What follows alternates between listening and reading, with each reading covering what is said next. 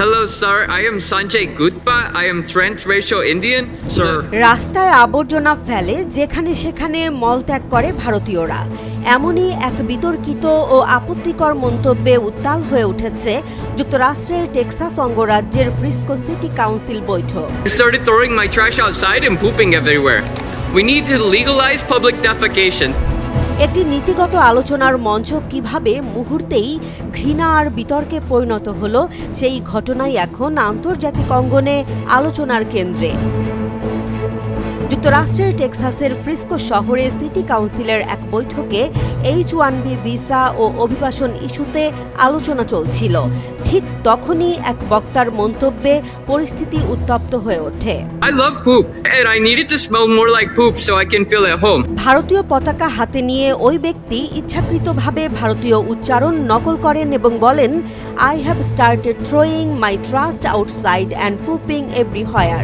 এই বক্তব্যের মাধ্যমে তিনি ভারতীয়দের অস্বাস্থ্যকর, অপরিষ্কার ও নিম্নমানের জীবনযাপনে অভ্যস্ত এমন একটি নেতিবাচক ও অপমানজনক স্টেরিওটাইপ তুলে ধরতে চেয়েছেন বলে সমালোচকরা মনে করছেন। এই মন্তব্য মুহূর্তেই উপস্থিতদের মধ্যে ক্ষোভের সঞ্চার করে।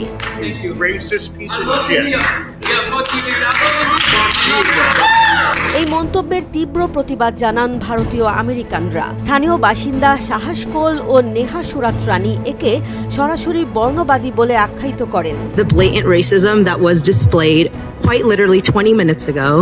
Very saddening. Because they feel uncomfortable seeing people that do not look like them. It's really sad to see. বিশ্লেষকদের মতে কিছু মানুষ অভিবাসন ও চাকরির প্রতিযোগিতা নিয়ে উদ্বেগকে উস্কে দিতে ইচ্ছাকৃতভাবে এ ধরনের উস্কানিমূলক ভাষা ব্যবহার করেন।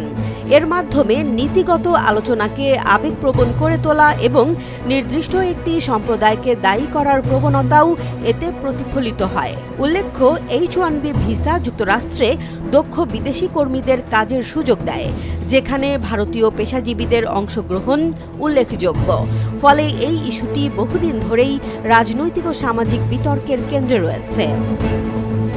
এই ঘটনার মধ্য দিয়ে আবারও সামনে এলো একটি নীতিগত আলোচনা কত দ্রুত ঘৃণা ও বিভাজনের আগুনে জড়িয়ে পড়তে পারে।